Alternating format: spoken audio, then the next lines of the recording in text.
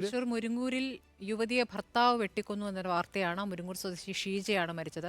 11ഉം 8ഉം വയസ്സുള്ള മക്കളെയും വെട്ടി പരിക്കേൽപ്പിച്ചു. ഗുരുതരമായി പരിക്കേറ്റ കുട്ടികളെ തൃശൂർ മെഡിക്കൽ കോളേജിൽ ആശുപത്രിയിൽ പ്രവേശിപ്പിച്ചിരിക്കുകയാണ്.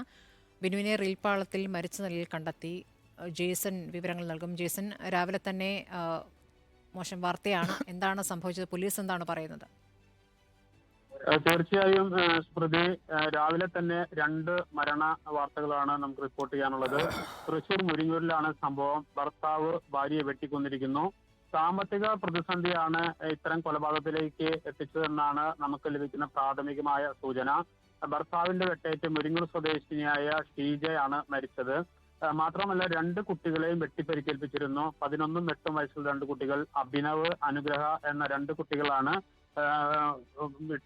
പരിക്കേൽപ്പിക്കുന്ന സ്ഥിതി ഉണ്ടായത്. പക്ഷേ അല്പസമയം മുമ്പാണ് ബിനുവിനെയും മരിച്ച നിലയിൽ കണ്ടെത്തിയിരിക്കുന്നത്. കൊരട്ടിയിൽ ട്രെയിൻ തട്ടി മരിച്ച നിലയിലാണ് ബിനുവിനെ കണ്ടെത്തിയിരിക്കുന്നത്. ഏതായാലും അതീവ ദുഃഖകരമായ ഒരു വാർത്ത തന്നെയാണ് രാവിലെ നമുക്ക് റിപ്പോർട്ട് ചെയ്യാനുള്ളത്. ഈ കുടുംബ വഴക്ക് ഈ രൂപത്തിലല്ലേ കുട്ടികളെ ഉപദ്രവിക്കുന്നു എന്നുള്ള രീതിയിൽ കുട്ടികളെ കൊല്ലാൻ ശ്രമിക്കുന്നു, പരിക്കേറ്റ ആശുപത്രിയിൽ അനാഥരാവുകയാണ്.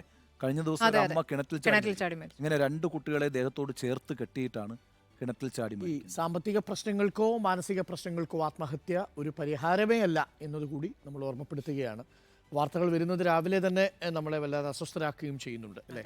ആ കുട്ടികൾ രക്ഷപ്പെട്ടിട്ടുണ്ട്. തൽക്കാലം അവർ അപകടനില തരണം ചെയ്തു എന്നാണ് മനസ്സിലാക്കുന്നത്.